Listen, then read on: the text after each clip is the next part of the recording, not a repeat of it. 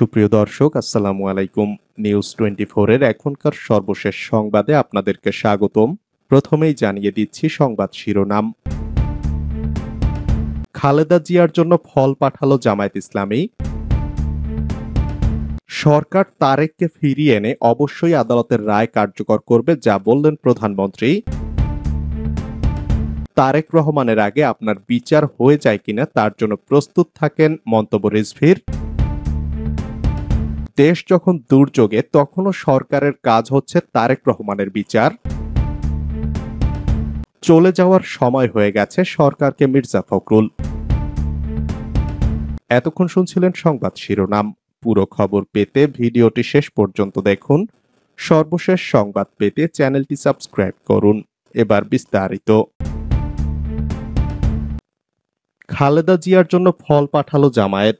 বিএনপির চেয়ারপারসন খালেদা জিয়া ও ভারপ্রাপ্ত চেয়ারম্যান তারেক রহমানের জন্য মৌসুমি ফল উপহার পাঠিয়েছে বাংলাদেশ জামায়াত ইসলামী। বিএনপির চেয়ারপারসনের প্রেস উইং থেকে দেওয়া এক সংবাদ বিজ্ঞপ্তিতে একথা জানানো হয়।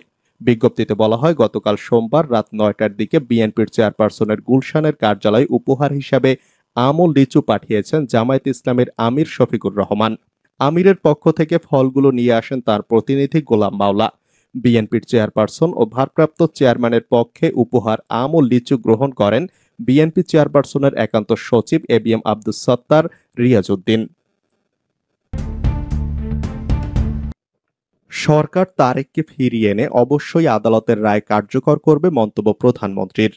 প্রধানমন্ত্রী আওয়ামী লীগের সভাপতি শেখ হাসিনা তারেক জিয়াকে লন্ডন থেকে ফিরিয়ে এনে আদালতের রায় বাস্তবায়নে দৃঢ় প্রত্যয় পুনর্ব্যক্ত করেছেন।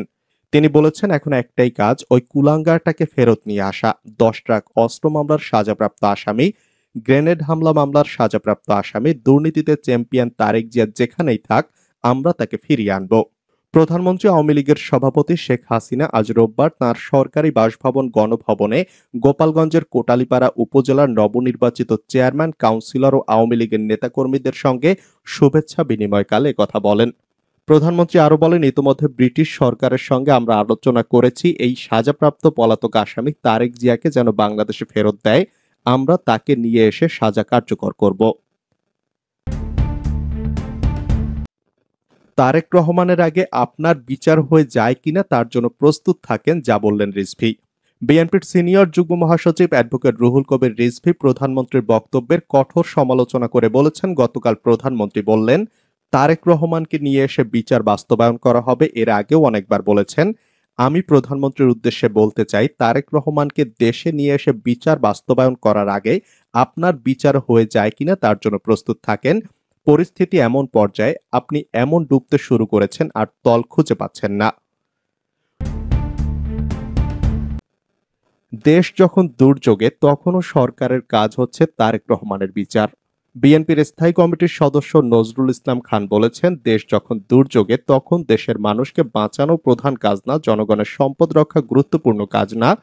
সরকারের কাছে একমাত্র গুরুত্বপূর্ণ কাজ হলো তারেক রহমানকে দেশে ফিরিয়ে এনে বিচারের মুখোমুখি করা। নজরুল ইসলাম খান বলেন, ঘূর্ণিঝড় রিমালের আঘাতে দেশের অনেক মানুষ, সম্পদ ও জনপদ ক্ষতিগ্রস্ত হয়েছে। এ নিয়ে আমরা দুশ্চিন্তাগ্রস্ত।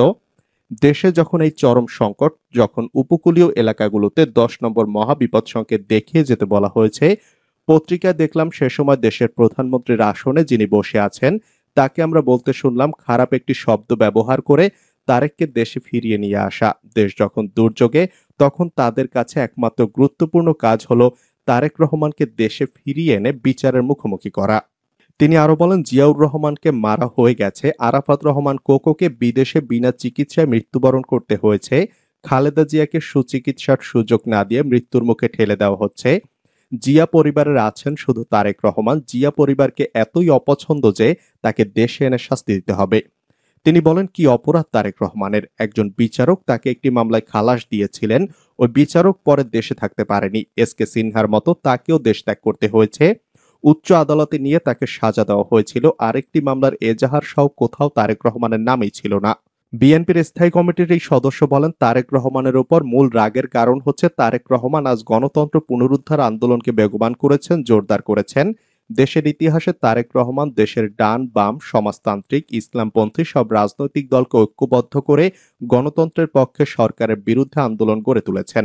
দেশের মানুষ ভোট কেন্দ্রে গিয়ে ভোটও দেননি, এজন্য ঘূর্ণিঝড়, দ্রব্যমূল্যের ঊর্ধ্বগতি, টাকার অবমূল্যায়ন, দুর্নীতি, অনাচার, মানবাধিকার হরণ, রাষ্ট্রীয় ব্যাংক লুট, রাষ্ট্রীয় দেনা বৃদ্ধি, সাবেক সেনা ও পুলিশ প্রধান আন্তর্জাতিক স্যাংশনের মুখে পড়ার পরও সেগুলো কোনোটাই মূল কাজ নয়। মূল কাজ তারেক রহমানকে এনে শাস্তি দেওয়া। চলে যাওয়ার সময় হয়ে গেছে সরকারকে মির্জা ফখরুল। সরকারের চলে যাওয়ার সময় হয়ে গেছে এমন মন্তব্য করে বিএনপি মহাসচিব মির্জা ফখরুল ইসলাম আলমগীর বলেছেন, এই দেশকে বাঁচাতে হলে নতুন চিন্তা ভাবনা নিয়ে এগোতে হবে।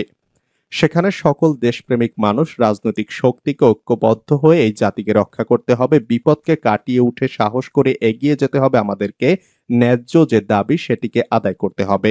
মঙ্গলবার দুপুরে এক আলোচনা সভায় প্রধান অতিথির বক্তব্যে তিনি এসব কথা বলেন। বেনজিরের স্ত্রীর সাম্রাজ্য মাদারীপুরেও। পুলিশের সাবেক মহাপরিদর্শক বেনজির আহমেদ অবসরে যাওয়ার ঠিক আগ মুহূর্তে স্ত্রী জিশান মির্জার নামে মাদারীপুরে বিপুল পরিমাণ জমি কেনা হয়েছে। মাত্র 594 দিনে জিশান মির্জার নামে কেনা হয়েছে 9,016% বা 273 বিঘা জমি।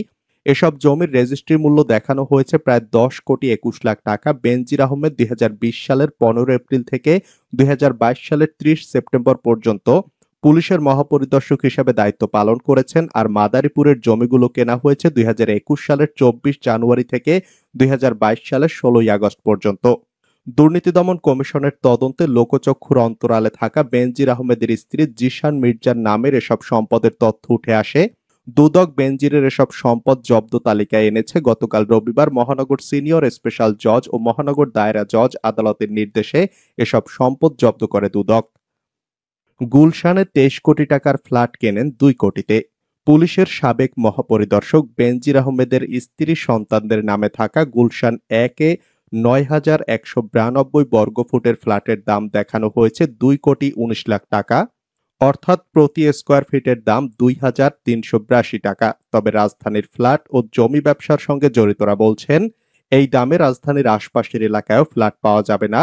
মূল্যস্ফীতির কারণে নির্মাণ ব্যয় বেড়েছে কয়েক গুণ। পাশাপাশি গুলশানের জমির মূল্য আকাশ ছোঁয়া। Real estate and housing association of বাংলাদেশের একাধিক সদস্য নাম প্রকাশ না করার শর্তে কালের কণ্ঠকে বলেন, জমির মূল্যের পর নির্মাণ ব্যয়ের সমন্বয় করে ফ্ল্যাটের দাম নির্ধারণ করা হয়। বর্তমানে গুলশান বনানীতে নির্মীয়মান ফ্ল্যাটগুলোর প্রতি স্কোয়ার ফিট 25 থেকে 30,000 টাকায় বিক্রি হচ্ছে। তবে স্বনামধন্য রিয়েল এস্টেট কোম্পানিগুলোর ফ্ল্যাটের দাম আরও বেশি। তারা আরও জানান, রেজিস্ট্রি করার ক্ষেত্রে সঠিক মূল্য উপস্থাপন করলে সরকারকে বেশি কর দিতে হয়। এক্ষেত্রে অনেক গ্রাহক কর ফাঁকি দিতে কম মূল্য দেখান। পাশাপাশি কিছু কিছু গ্রাহক অবৈধ অর্থ দিয়ে ফ্ল্যাট কেনেন, তাই তারা কম মূল্যে ফ্ল্যাট রেজিস্ট্রি করেন। আদালতে উপস্থাপন করা দুর্নীতি দমন কমিশনের নথি পর্যালোচনা করে দেখা যায় 2023 সালের 5 মার্চ গুলশান সাব রেজিস্ট্রি অফিসে 4টি দলিলে 9,192.78 স্কোয়ার ফিট ফ্ল্যাট ক্রয় করে বেনজির আহমেদের পরিবার। এর মধ্যে দলিল মূল্যে দেখানো হয়েছে 2,19,00,000 টাকা, অর্থাৎ দলিলে প্রতি বর্গফুট ফ্ল্যাটের দাম দেখানো হয়েছে 2,382.30 টাকা।